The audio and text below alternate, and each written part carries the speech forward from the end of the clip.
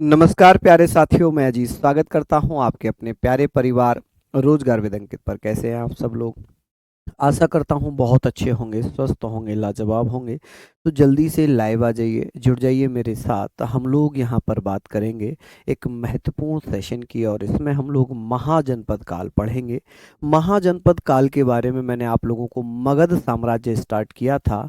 हम बात कर रहे थे मगध साम्राज्य में, मगध एम्पायर में, कि मगध एम्पायर की अगर बात होती है तो प्राचीन मगध के जो संस्थापक माने गए हैं वो कौन है, और मगध साम्राज्य का वास्तविक संस्थापक किसे माना गया है। Who was the real founder of Magadh empire.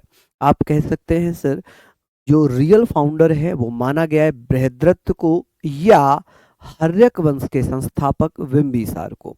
आप कहेंगे Bimbisara was the real founder of the Magadh empire. लेकिन अगर पूछ ले कि एंशियंट मगध एम्पायर के फाउंडर कौन थे, आप कहेंगे sir the founder of ancient Magadha empire was Brihadratha. कौन थे भैया? बृहद्रथ थे। तो सारी चीजों को मैं आप लोगों को पढ़ाता हुआ चल रहा हूं, और ये यकीन मानना कि अगर आपने ऐसे ही नोट्स बना लिए तो आपको कुछ भी एक्स्ट्रा पढ़ने की आवश्यकता नहीं पड़ेगी। चलिए, तो हम यहाँ पर महाजनपद काल में पढ़ रहे थे मगध साम्राज्य। क्या पढ़ रहे थे जी? हम यहाँ पर मगध साम्राज्य, हम यहाँ पर पढ़ रहे हैं मगध साम्राज्य। अगर मगध साम्राज्य की बात होगी तो आप कहेंगे मगध साम्राज्य, यहाँ पर मैं लिख देता हूं मगधा एम्पायर। तो आप लोग ये सारी चीजों के बारे में लिखना, मगधा एम्पायर। अब इसमें दो तीन चीजें मुझे आप लोगों को बतानी है कि अगर ये पूछ लिया जाए कि प्राचीन मगध के संस्थापक कौन थे, प्राचीन मगध के संस्थापक कौन थे, प्राचीन मगध के संस्थापक किसे माना गया है, संस्थापक कौन सा वंश था। आप कहेंगे भैया यहाँ पर हम बात करेंगे तो आप लोग बता देना द फाउंडर ऑफ, ऐसे करके लिखना द फाउंडर ऑफ एंशियंट, यहाँ पर आप लिखेंगे एंशियंट मगधा एम्पायर। क्या लिखेंगे आप?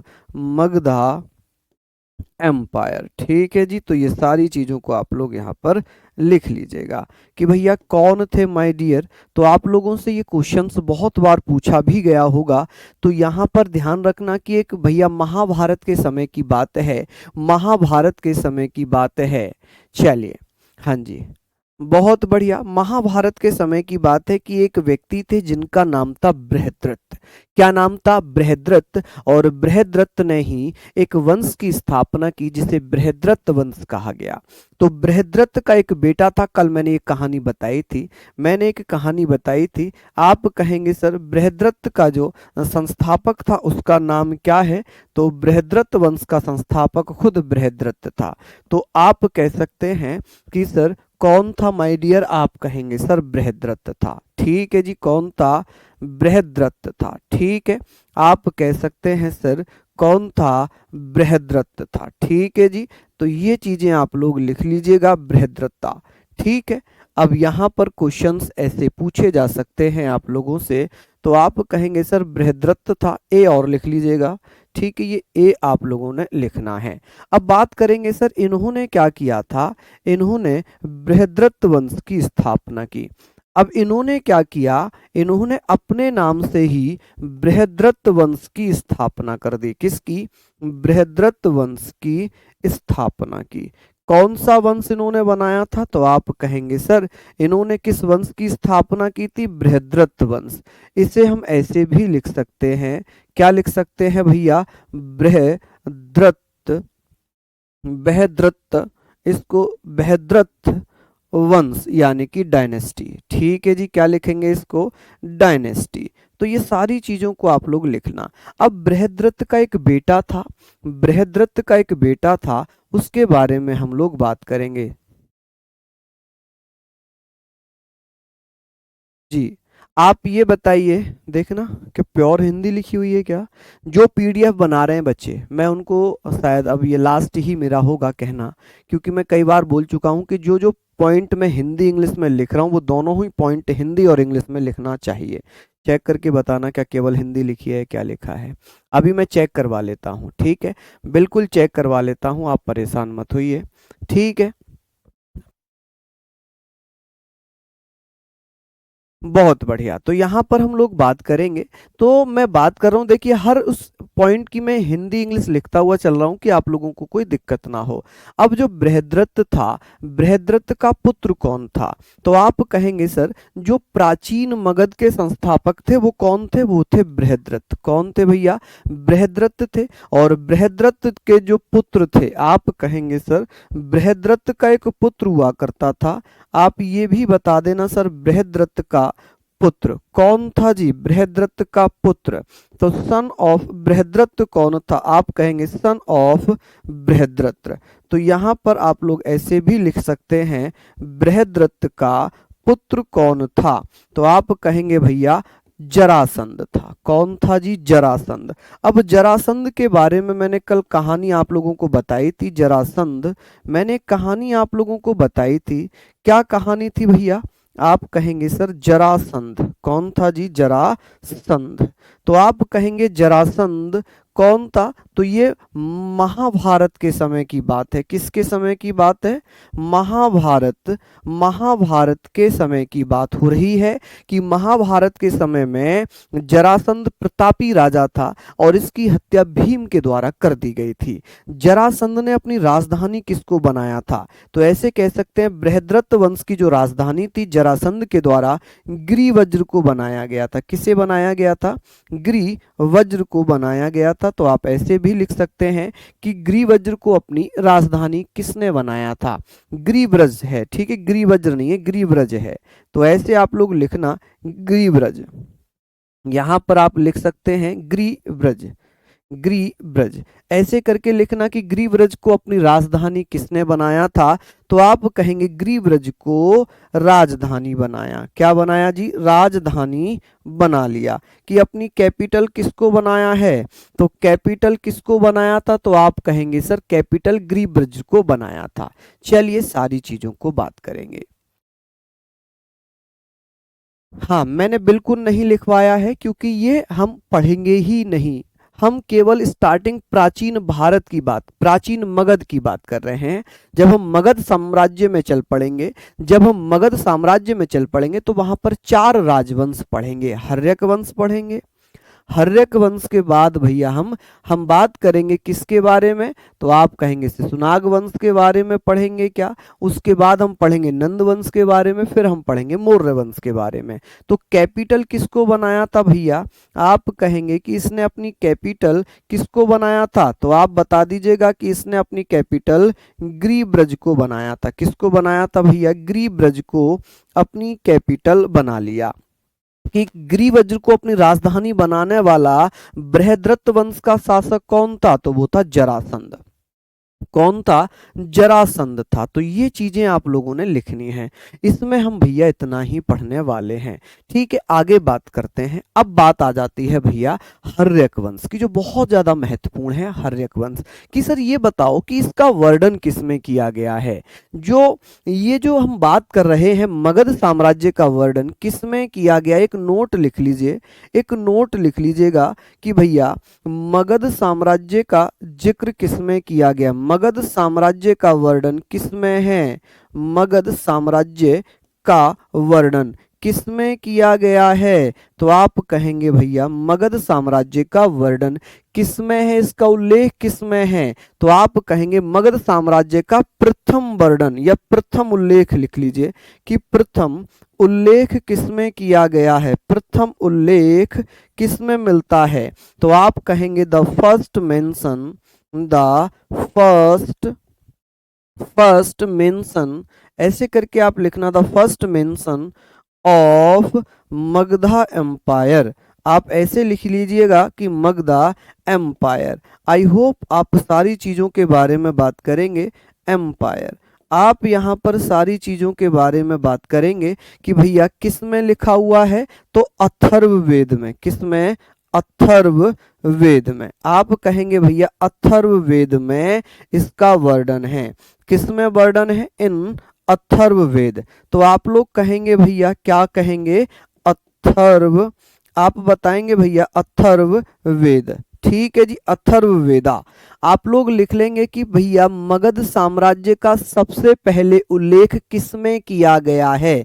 तो आप कहेंगे मगध साम्राज्य का सबसे बड़ा उल्लेख किसमें किया गया है, तो आप क्या कहेंगे, आप बता देंगे भैया किसमें होगा। चलिए बहुत बढ़िया, तो यहाँ पर आप लोग सारी चीजों को पढ़ लेंगे। मुझे बताइए किसी को कोई समस्या है क्या। हाँ जी, एम्पायर भैया बिल्कुल ठीक है, EMPIRE बिल्कुल ठीक स्पेलिंग है, कोई भी गड़बड़ इसमें नहीं है। कहीं और भी कुछ गड़बड़ है क्या, कहीं भी कोई गड़बड़ नहीं है, मगध एम्पायर ही हम बोलते हैं और यही स्पेलिंग लिखी जाती है। चलिए हम लोगों ने बात कर ली। अमन जी बहुत बहुत धन्यवाद, ये सारी चीजें आप लोग लिख लीजिएगा। अब बताइए, एक बार मैं बता दूं आप लोगों को कि प्राचीन मगध के संस्थापक कौन थे, बृहद्रथ थे। हाँ जी दिखाना जरा। टोटल जो शब्द हिंदी और इंग्लिश में लिखा है ना, टोटल लिखा हुआ है, टोटल लिखा हुआ है। हाँ बिल्कुल लिखा हुआ है भैया, मैंने खुद चेक करवाइए, देखो जहां जहां हिंदी है वहां वहां हिंदी और जहां इंग्लिश है वहां इंग्लिश है।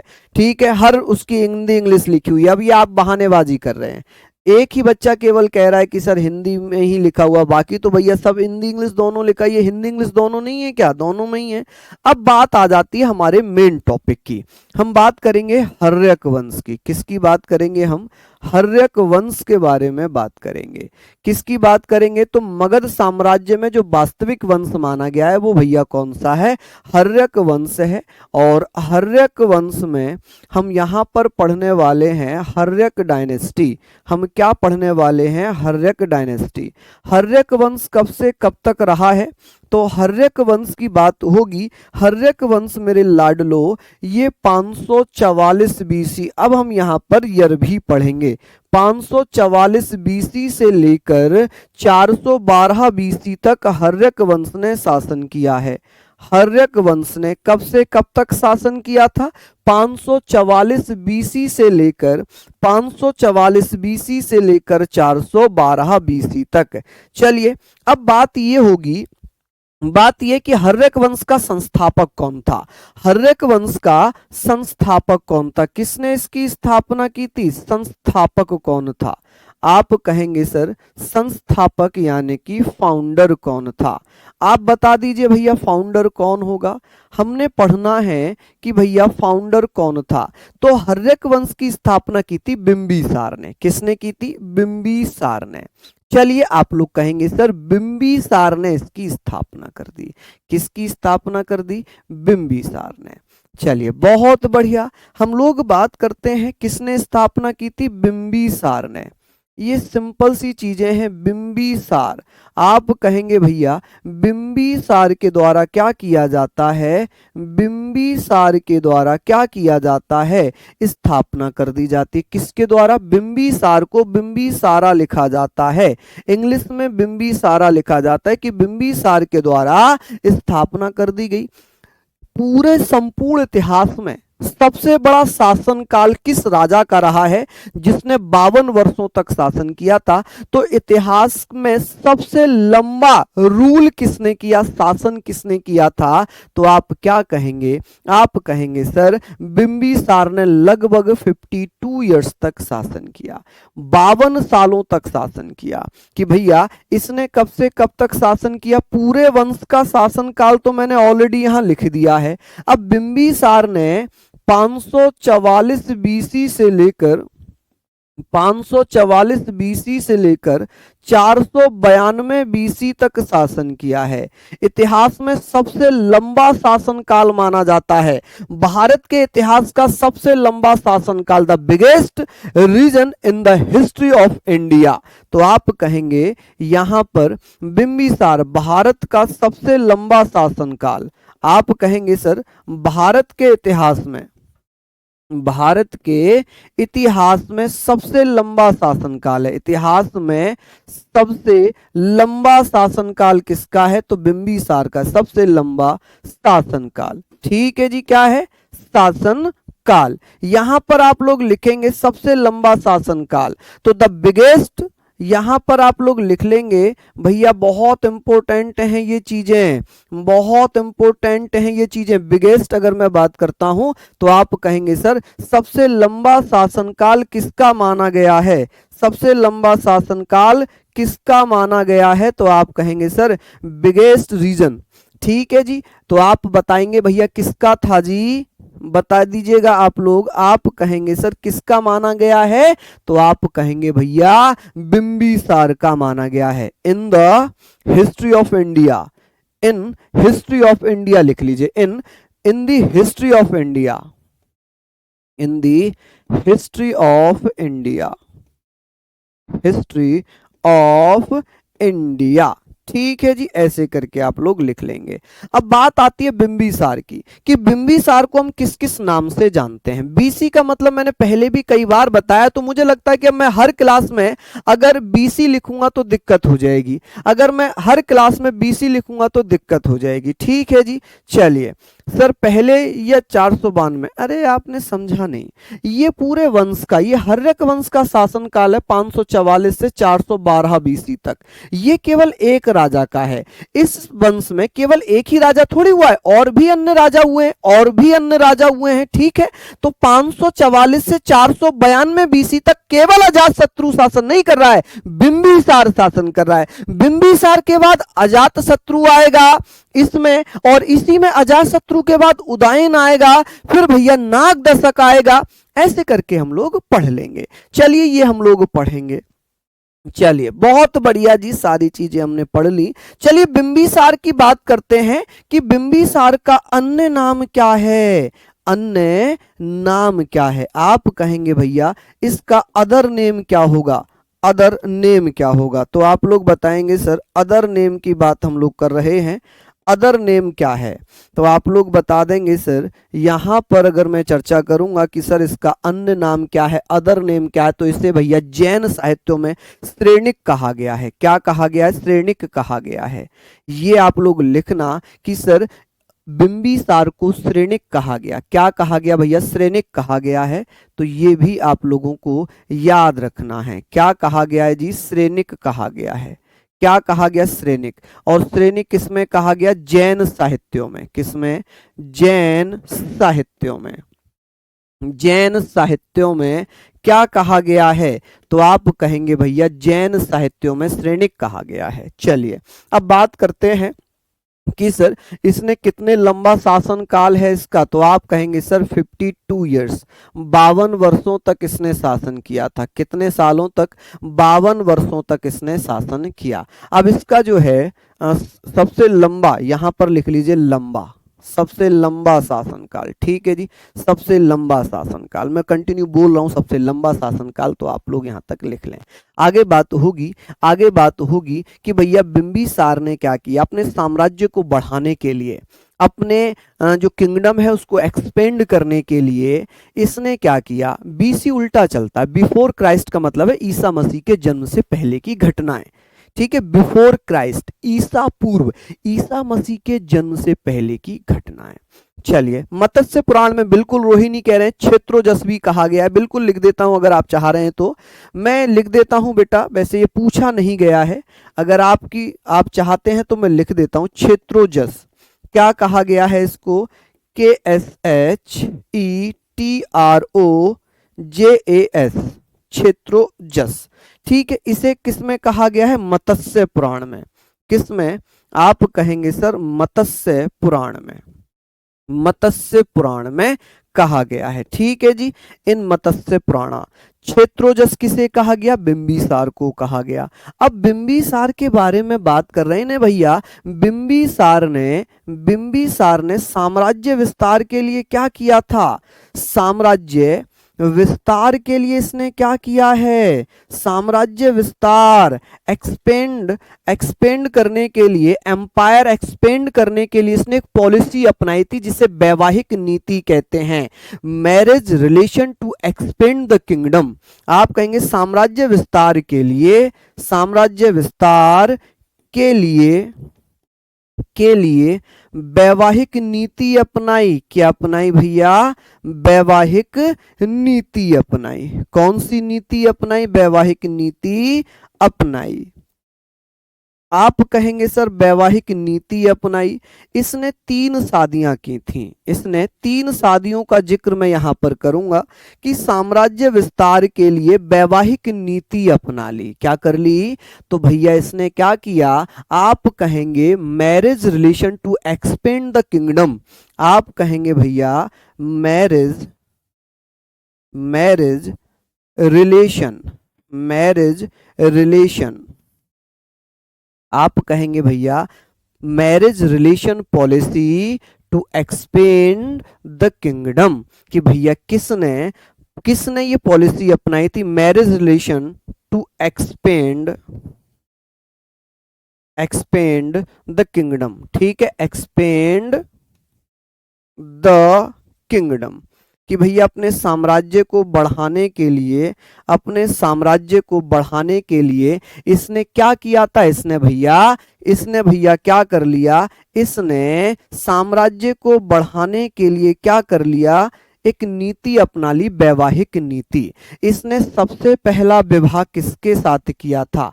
इसने सबसे पहला विवाह किया था, एक भैया राजकुमार थे, एक राजा थे प्रसेनजित। कौन थे? प्रसेनजित। अब प्रसेनजित के बारे में मैं बात करूंगा कि प्रसेनजित के बारे में बात करूंगा, कौशल देश के राजा हुआ करते थे, कौशल नरेश थे। उनकी एक बहन थी महाकौशला।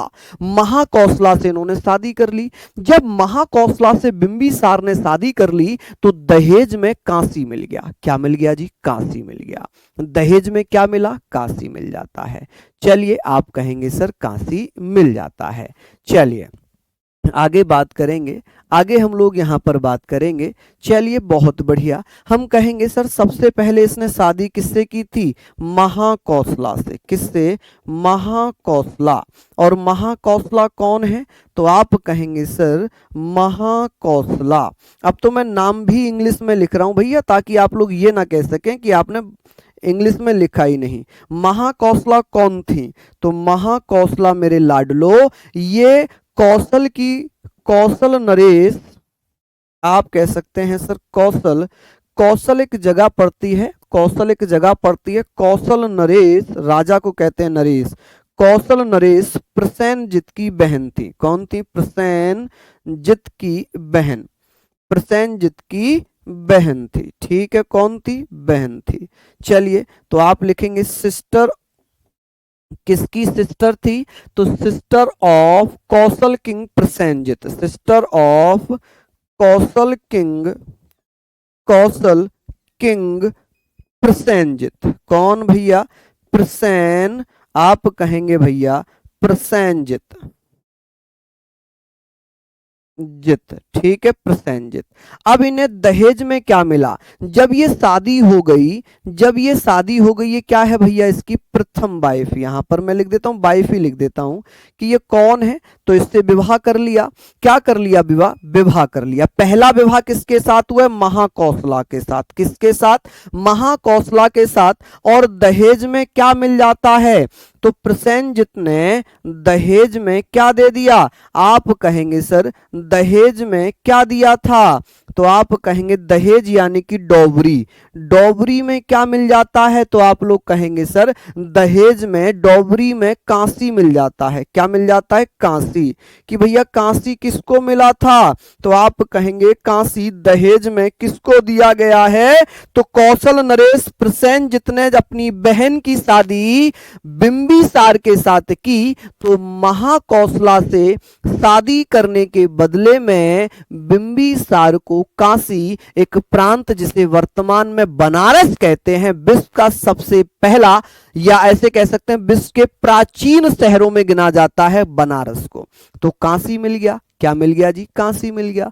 अब बात करते हैं दहेज का पहला उल्लेख क्या है।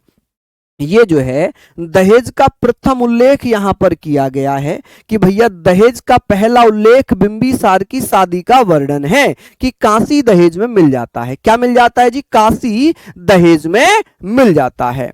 चलिए बहुत बढ़िया। सर ये बहन थी तो कैसे शादी कर ली? मुझे लग रहा है आप शायद थोड़ा सा माइंड को खोल नहीं रहे हैं कि कौशल नरेश प्रसेनजित की बहन थी महाकौशला, और शादी कौन कर रहा है? बिंबिसार कर रहा है। तभी तो कौशल नरेश प्रसेनजित अपनी बहन की शादी में दहेज देते हैं कांसी के रूप में। कौन शादी कर रहा है? बिंबिसार शादी कर रहा है बेटा। कौन कर रहा है? बिंबिसार। अब इन्हें कांसी का मतलब बताओ।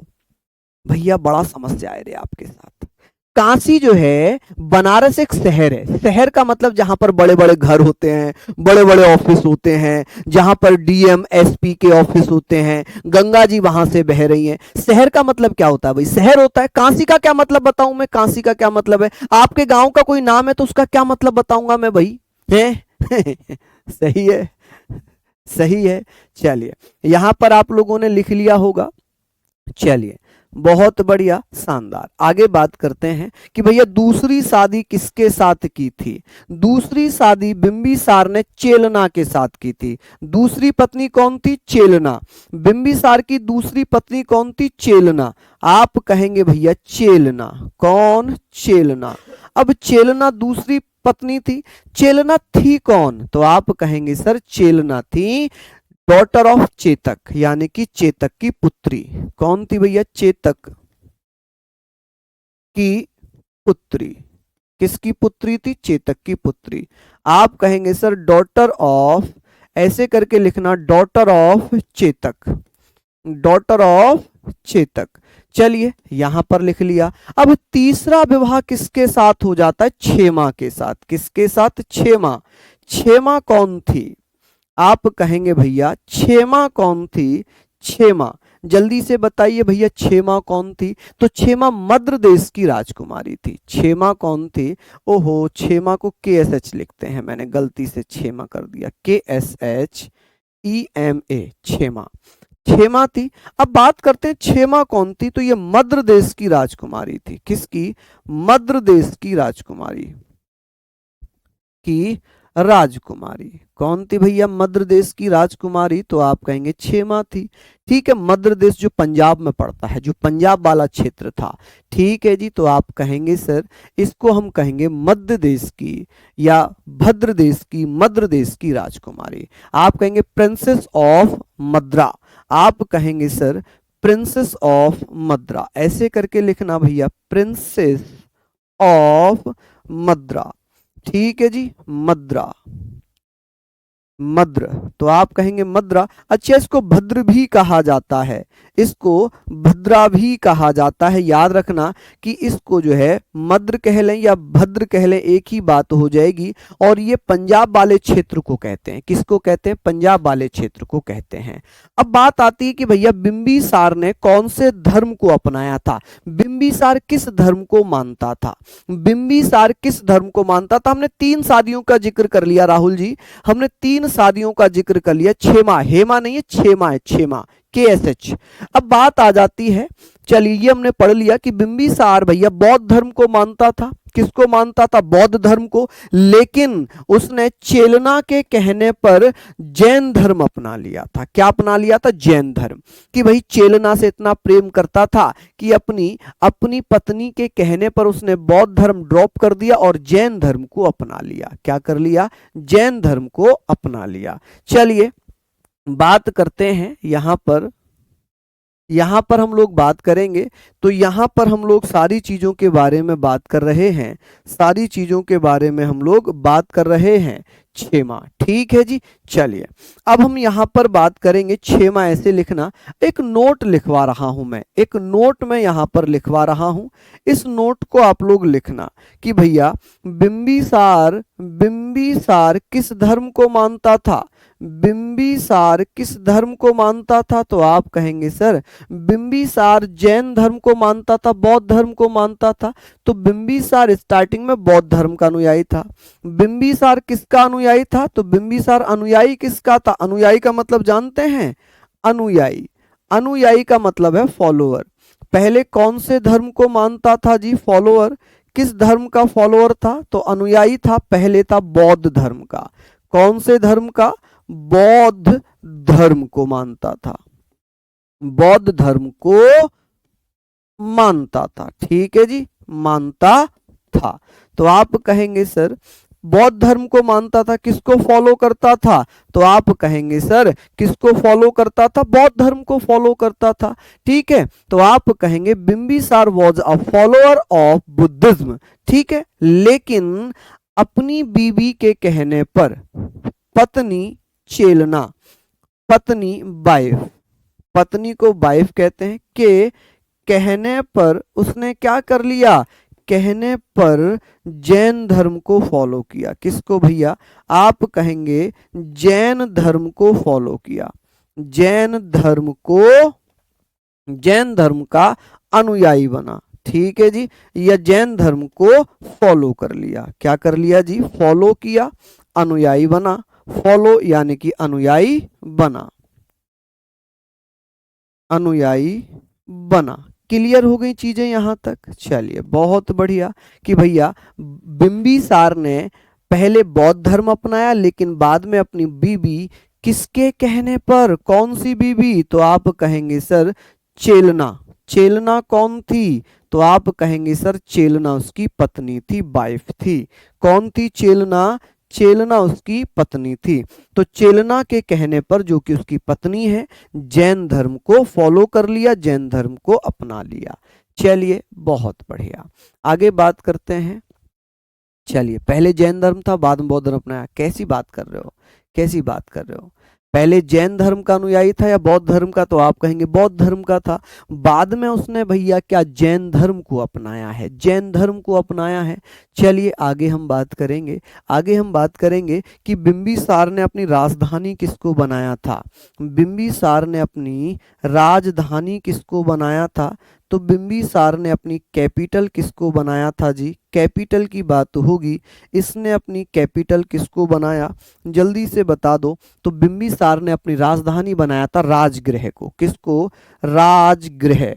राजगृह को राजगीर भी कहा जाता है, राजगृह या राजगीर के नाम से जाना जाता है। और ये कहाँ पड़ता है जी? बिहार में। कहाँ पड़ता है? बिहार में। तो आप लोग लिख लेंगे राजगीर या राजगृह कहाँ पड़ता है? बिहार में। इसको अपनी राजधानी बिंबिसार ने बनाया था। किसने बनाया था? बिंबिसार ने बनाया था। चलिए, तो आप कहेंगे यहां पर हमने लिख लिए सारी चीजें। अब बात आ जाती है कि सर बिंबिसार अपने बड़े बेटे को, दर्शक को राजा बनाना चाहता था। क्या बनाना चाहता था? राजा बनाना चाहता था। अब बात आती है, अब बात आती है, चलिए हम लोग बात करते हैं कि बिंबिसार जब अपने बड़े बेटे दर्शक को राजा बनाना चाहता था, लेकिन अजातशत्रु स्वयं राजा बनना चाहता था, तो अजातशत्रु ने क्या किया? अपने पिता की हत्या कर दी। क्या कर दी? अपने पिता की हत्या कर दी। और इसी कारण अजातशत्रु भी अपने बेटे उदयन के द्वारा मारा गया। इसलिए हर्यक वंश को पितृहंता वंश भी कहा जाता है। कि भैया पहला पितृहंता शासक किसे कहते हैं? हु वॉज द फर्स्ट पितृहंता रूलर? तो आप कहेंगे अजातशत्रु। लेकिन अगर डायनेस्टी पूछी जाए, पितृहंता डायनेस्टी, पितृहंता वंश, तो हर्यक वंश। ठीक है माय डियर। चलिए, ये सारी चीजें हम लोग यहाँ पर बात करेंगे, ये सारी चीजें हम लोग बात कर लेंगे। आप लोग इसको लिख लीजिए। बात आती है कि बिंबिसार अपने बड़े बेटे को क्या बनाना चाह रहा था? उत्तराधिकारी। तो Bimbisara made his eldest son दर्शक द सक्सेसर, यानी कि उत्तराधिकारी बनाना चाहता था। यहां लिख देता हूं, यहां लिख देता हूं भैया, बिंबिसार अपने बड़े पुत्र, बड़े पुत्र दर्शक, दर्शक को उत्तराधिकारी बनाना चाहता था। उत्तराधिकारी, उत्तराधिकारी सक्सेसर, उत्तराधिकारी बनाया। ठीक है, बना दिया उसने, लेकिन भैया राजा नहीं बन पाया ये, क्योंकि हत्या कर दी। किसने? अजातशत्रु ने हत्या कर दी। तो आप कहेंगे बिंबिसार, बिंबिसार, बिंबिसारा लिखना है इंग्लिश में, बिंबिसारा मेड हिज एल्डेस्ट सन, ठीक है जी, हिज एल्डेस्ट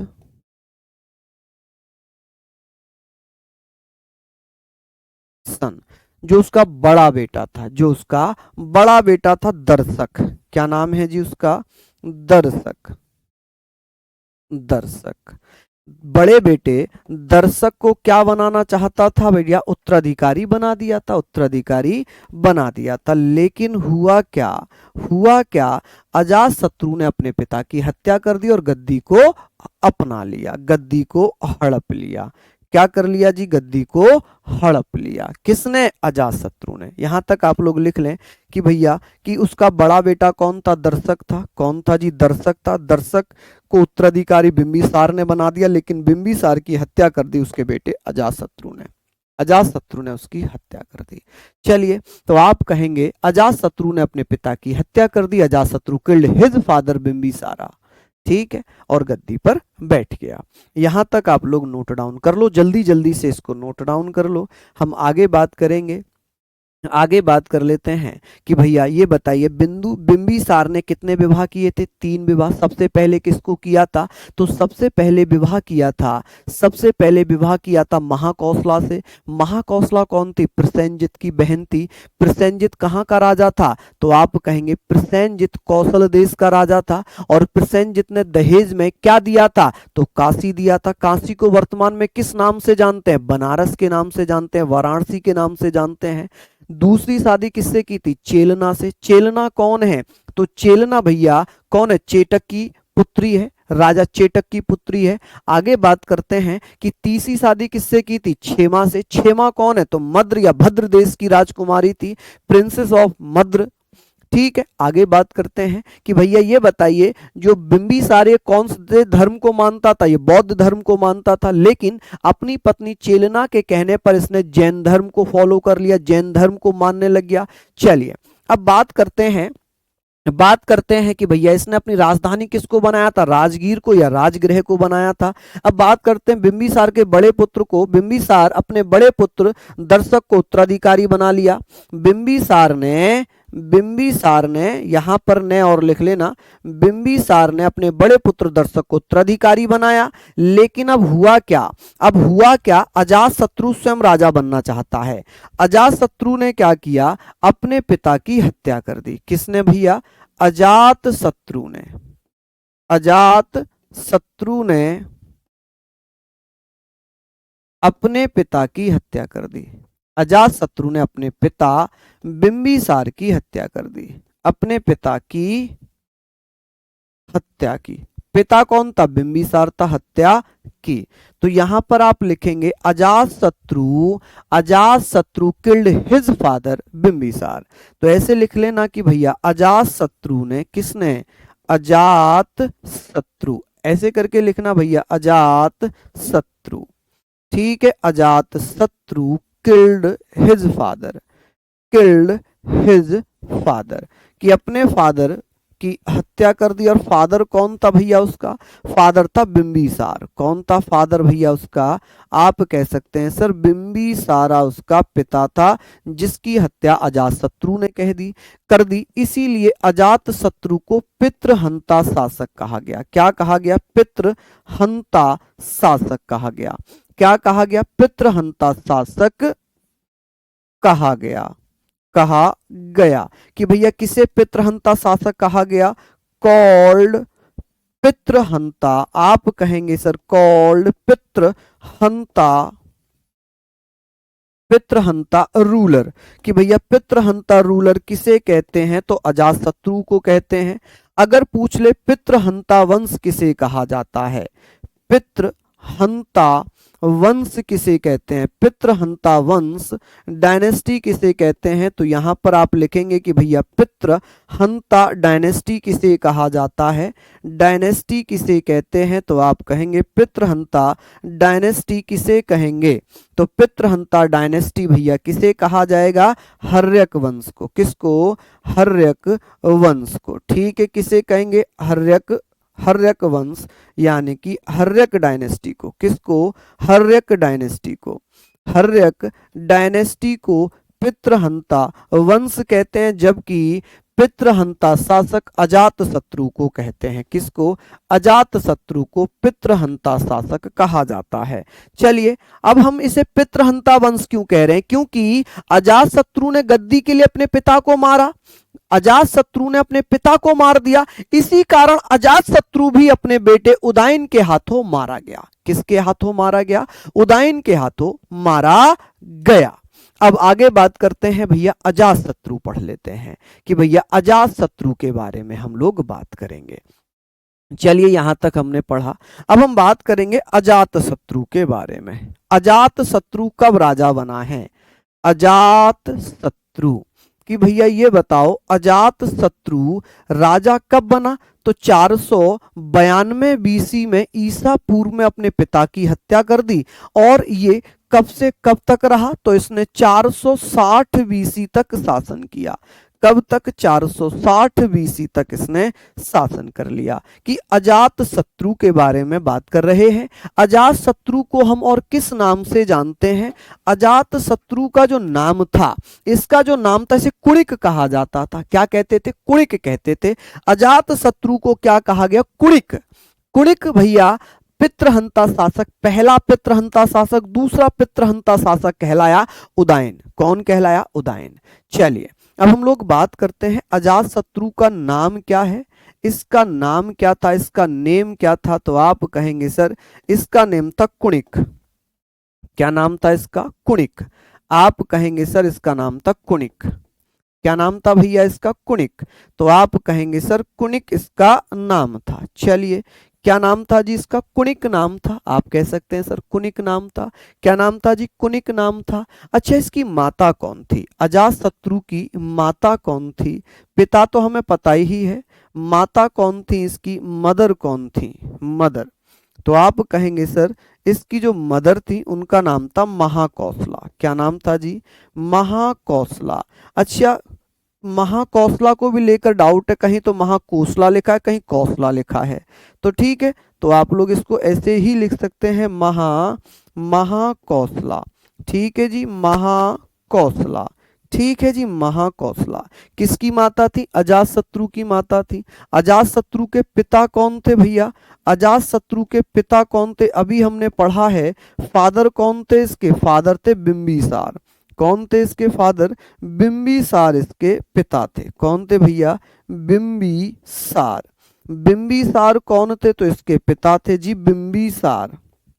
बिंबिसार किसके पिता थे? अजात शत्रु के पिता थे। अजात शत्रु ने ही अपने पिता बिंबिसार की हत्या कर दी और गद्दी पर बैठ गया। क्या हो जाता है? बैठ जाता है।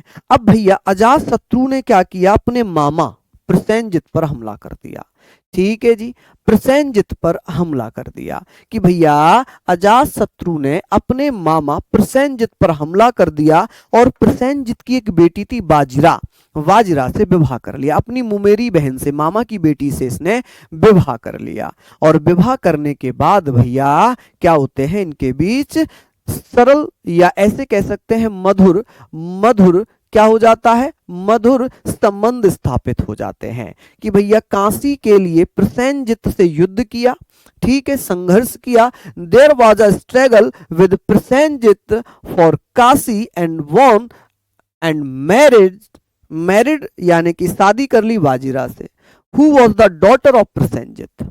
प्रसेनजित की बेटी थी वाजिरा, उससे शादी कर ली जाती है। तो आप कहेंगे सर यहां तक लिख लिया। नेक्स्ट पेज पर चलता हूं। नेक्स्ट पेज पर चल रहा हूं। ये भैया दूसरा राजा है इसमें, हर्यक वंश में।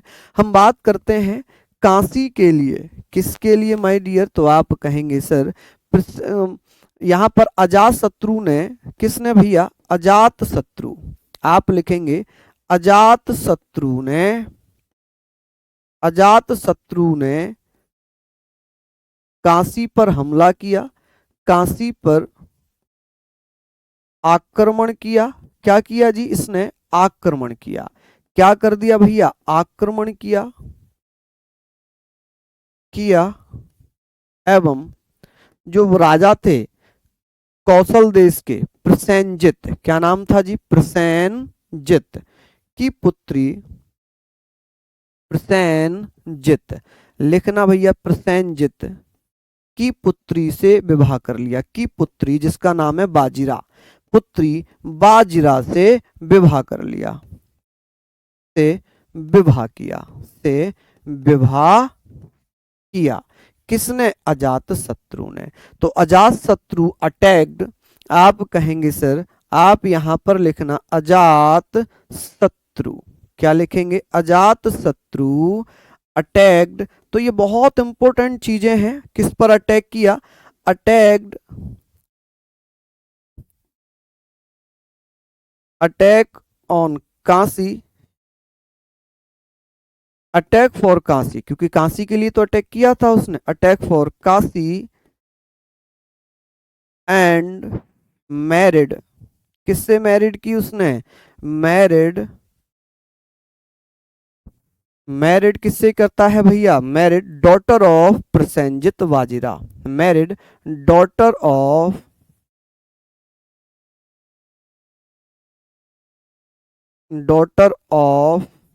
प्रसेनजित,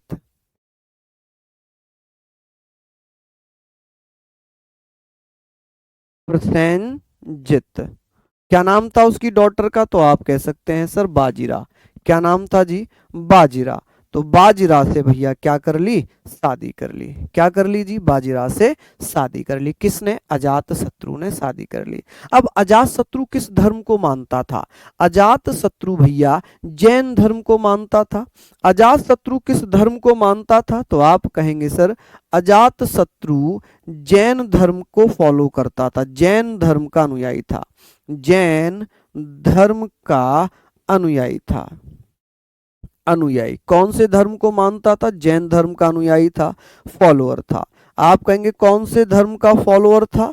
तो ये जैन धर्म का फॉलोअर था। ठीक है, कौन से धर्म का फॉलोअर था? जैन धर्म का फॉलोअर था। अब अजात शत्रु की हत्या हो जाती है। अजात शत्रु की हत्या किसने कर दी भैया? इसके पुत्र उदयन ने। किसने कर दी? पुत्र उदयन ने। किसने? उदयन ने। आप कहेंगे भैया मर्डर्ड बाय उदयन, किसके द्वारा मार दिया गया? तो आप कहेंगे उदयन के द्वारा मार दिया गया। एक कह रहा है सर अजात शत्रु की माता चेलना है, मैंने यहां पर साफ साफ लिखा है अजात शत्रु की माता महाकौशला, फिर भी कह रहे हैं चेलना है। भैया यार आप लोग ये लिखते क्यों नहीं हो? आप लोग देखते क्यों नहीं हो मैं क्या लिख रहा हूं? पता है आपको क्यों समस्या है? ये कुछ बच्चों को, एक दो बच्चों को दिक्कत है। क्यों? क्योंकि वो डायरेक्ट कमेंट लिखते रहते हैं। मैं यहाँ पढ़ा रहा हूं, वो देख नहीं रहे ना सुन रहे, वो अपना कमेंट टाइप कर रहे हैं। जब कमेंट टाइप करोगे ना तो आपको समझ में आएगा ना आप लिख पाओगे, बस ऐसे ही रह जाओगे, ऐसे ही रह जाओगे। ठीक है, तो सबसे इंपॉर्टेंट चीजें ये है, तो इनको आप जो मैं लिखवा रहा हूं, जो मैं बोल रहा हूं, इनको आप समझो, पढ़ो।